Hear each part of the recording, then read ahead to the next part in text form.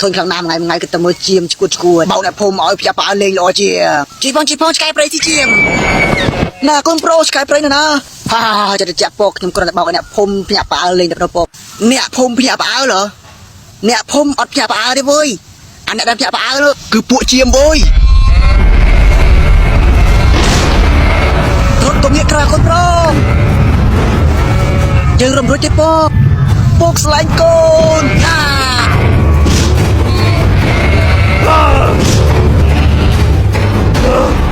បងប្រុសជួយបងផងជាម៉ែអញជារបស់អញហើយទេពុកទេពួកអញជាណាគេវើយមិនដឹងនិយាយថាមិនទេបកប្រែចេញមិនចាំជួយផងខាងក្រៅមានសត្វធំណាស់ដើរទៅដើរមកជន់បងខ្ញុំងាប់ហើយសត្វចម្លែកធំវាធំប៉ុណ្ណាទៅកូន